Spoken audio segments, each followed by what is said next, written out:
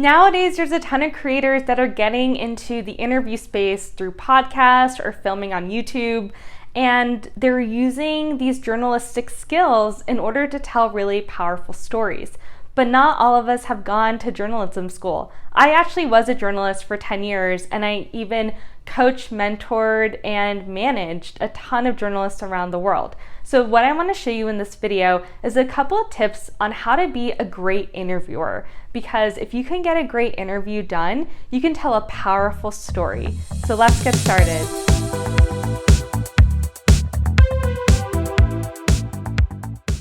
So you're ready to do your first interview. That's awesome. There's a couple tips to keep in mind in order to tell the best story possible and conduct an interview that's truly memorable and gets you the information that you need. In this video, I'm gonna go over 8 tips on how to conduct a great interview. Before you do your interview, you gotta do a little bit of research. Yeah, I know, homework, but it's all for a good reason. You never wanna show up to the interview and not know anything about the person you're about to talk to. One, it doesn't show that you're prepared, and it shows that you're disorganized. It can be a really off-putting experience for the person you're interviewing. And if you have that kind of experience that you're giving your guest, they may tell others that it's not worth their time to work with you to tell their story. So you want to make sure that you're getting as much information as you can publicly. For example, anything about the work that they do, how they grew up, their childhood, anything that can help inform your understanding about who you're going to interview, so that you can also create a space of empathy and understanding and inform your conversation with them. The second big thing is have a thesis, a main point. What exactly is your story about? I have seen a lot of content creators start an interview and it's directionless. Where exactly is the interview going? Your readers and listeners can tell pretty early on in a podcast or a video what topic you're essentially talking about. And if you and your interviewee are rambling on, you're gonna lose engagement. So make sure that when you're doing your interview that you have a certain topic in mind. For example, say you wanna interview a TikTok star. Maybe the topic that you can be doing and exploring is how that TikTok star built their brand. And so the conversation and questions that you're going to ask in this interview are going to be based around how this TikTok star got started, built their brand, and became the star they are on TikTok. Next is write your questions down. I know it sounds really basic, but I can't tell you how many times I have showed up to an interview and the person interviewing me doesn't even have questions prepared. Having questions written is really helpful for organization. It helps you arrange your thoughts, and it helps make sure that you're getting the most important information and most critical information to tell your story. So essentially, like grade school, remember the 5 W's: the who, what, when, where, and why. Those are some of the first questions you should be asking. One, because they're easy. They're not that hard for the interviewer to answer, right? The interviewee will be able to tell you who they are, where they're at, what they're doing. Those are questions that kind of warm the person you're talking to up for the interview. That gives you the opportunity to start building on the conversation, getting more information so that you can dig deeper.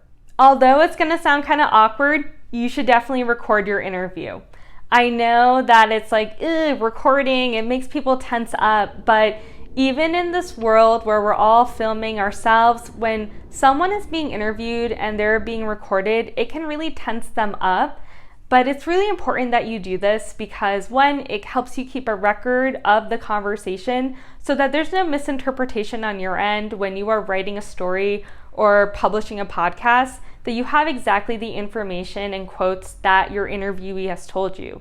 In addition, it really just helps you stay focused, actually, because it's really annoying for the interviewee to be watching you take copious amounts of notes, and it may seem like you're not really paying attention, and you may not be because you're so focused on transcribing the conversation. So record the interview, but also make sure that you're still having a natural conversation. So you could say something to your interviewee like, hey, I want to record this conversation just for purposes of note-taking, so don't worry about it. And for example, if you're not going to publish the audio, just let them know that. If you are planning on publishing the audio, you need to let them know as well that they're being recorded and you're going to be using that audio in order to help tell the story. Next is listen actively. So what does that actually mean? So listening actively is not just a great interview technique, it's also a great life technique. There's a lot of things we can do to stay focused on a conversation and demonstrate that we're listening actively. Some of those things are avoid interrupting. When someone's talking to you, really focus in on what they're saying. Look at them, make eye contact. It's really distracting to the interviewee if you're looking around or on your phone. You want to make sure that you're having a natural form of engagement. You can also show that you're listening by subtly doing nonverbal cues, like nodding, right? And you can tilt your head a little bit. Really demonstrate that you're listening and paying attention.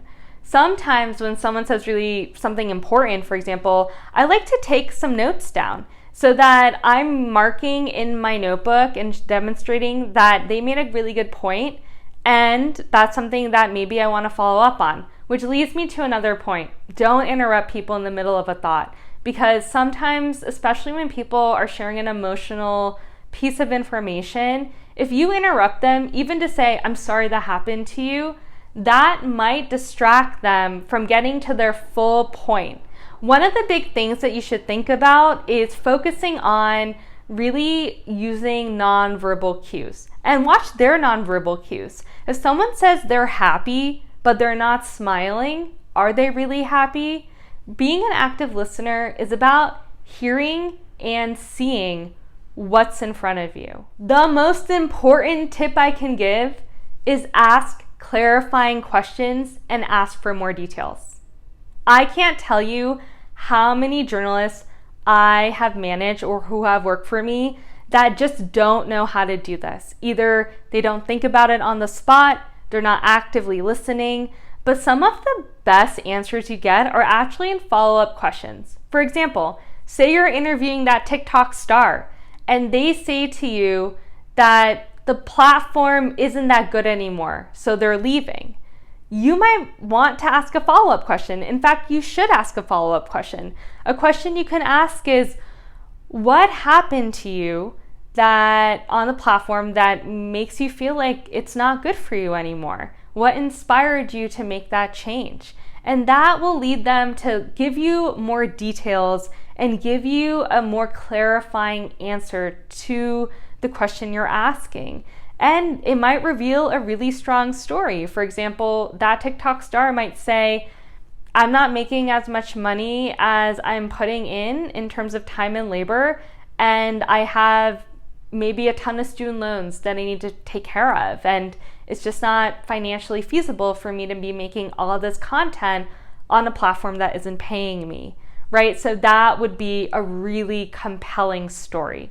A great conversation has a flow to it, and sometimes that flow might take us in all sorts of directions.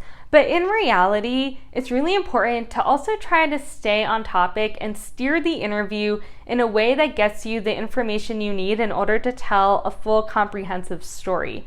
If you go from talking about that TikTok star building their brand to then talking about their grandmother, it's just going to be a very confusing experience for your audience. You want to make sure that you are asking questions that keep pointing back to your thesis.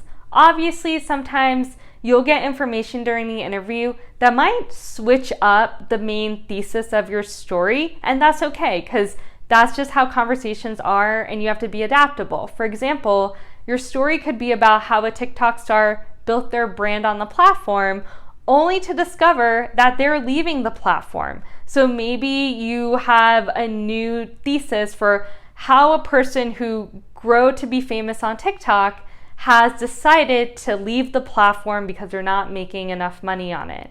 Something like that can really show that you are able to listen to the person you're talking to, take the information they're sharing, and write a compelling story to share with your audience. The final step is let the interviewee know when they can see, read, or watch the interview that you just did. Having those kinds of details can really reassure the interviewee of what to expect. And then they can not only engage with that content, but possibly share it with their friends, families, or even their followers. So these are some of my tips for how to tell an awesome interview. If you want to know more, or you want me to explore other topics around this, please write me in the comments. And if you want to see more content like this, like and subscribe. Thanks for watching.